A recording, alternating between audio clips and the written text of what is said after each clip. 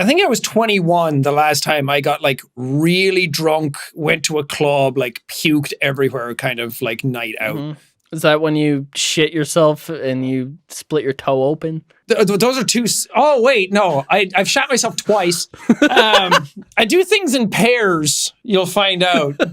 You know what? This is what the podcast is for. Unfiltered, unbridled. I don't know what you guys would call them, but like a chippers is what we'd call them, where you go get like fish and chips or like battered sausages and a burger, like fast food kind of places. But it's a very... Scran! A bit scran.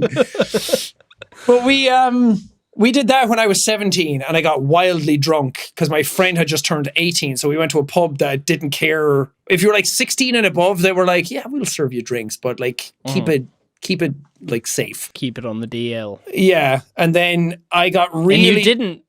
I did not. I could not have been more on the high instead of on the down. Anyway. On the up there. On the up and up. I got really drunk and then we had like vodka afterwards, and that I can't drink vodka since because we got so hammered that I was like blinking through my life that night. Mm-hmm. And I remember being in the chippers and I had to take a shit and I went in. I made it to the bathroom, went in, sat on the toilet and didn't take my pants off. So I just filled my jeans as much as I could. I looked like fucking Poe from the Teletubbies with that big, like, heavy ass. And then, this is really gonna please still be my fans after this. But I remember pulling down my pants and scooping my shit out of my pants into the toilet. Yep, that was me, baby. Oh, God. And then after that, I went outside, sat down, and then puked all over myself. Jesus Christ. And then we got a taxi home. The taxi driver was not very happy with me because I stank the place out of it. And then I got home and hugged my mother at the front door. Covered in puke. I've never been that drunk before. It's fucking terrible. That's unreal. You were 17? Yeah. I feel like, because I've heard that story before. I didn't know that you scooped shit out of your jeans. Yeah. Have you not publicly told that story before? I've told it in like various forms, but I was like, I don't know if I like save that for a tour or a live show. I don't think people want to hear about that. Now it's the podcast, baby. Yeah. It's all podcast 2 exclusives today. Yeah. Well, I was like, I didn't know any better then. The second time I did know better because I didn't shit my pants. I just shit on someone's doorstep and then left it there. Wait. that was when I was in college the first time and I was like 20, I think, or 19. And I thought I'd be the cool guy. I'd broken up with my girlfriend at the time and I was like, I'm sad.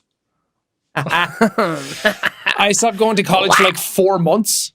Still went in and passed my exams, so what up? Shout out brain. So how does you can do that? You just not show up and then you still pass? Yeah, because I think I probably should have got failed on my attendance. Maybe it wasn't 4 months. I think maybe my brain's exaggerating the memory for me. But I feel like it was definitely 2 months for sure, where I just did not go because I was sad and I was like, time to drink. And then I went to a house party with a bunch of friends and I downed like half a bottle of Sambuca to be like, I like stood on a table and did it. And I was like, I'm going to be really cool. And then did that. And I literally, that's the last thing I remember. I can't remember anything after that. Except like, I thought I was in it was like a door that you had like a fob to get into. And then there was like 3 apartments at the top of the stairs. And it was like student accommodation. So I went in and thought it was mine, but it wasn't. So I couldn't get back out. And I was like panicking. All I had to do was like turn a handle and like pull it down at the same time. But I was so drunk that I couldn't get out. And I was like, I gotta shit. You do the classic thing, like trying to get back into your house after a long night of drinking where you're like fumbling with your keys and your head is like banging against the front door and you're just like, oh God. So imagine that, open a door. Imagine that, but it's not your house. So they were probably in their apartment going like, someone's trying to break in. We're going to get murdered in our sleep. And I couldn't get back out. So I was like, I really got to shit. So I shat on their doorstep and then went home. And these are terrible stories. I'm not proud of any of this, by the way. This is awful, awful stuff.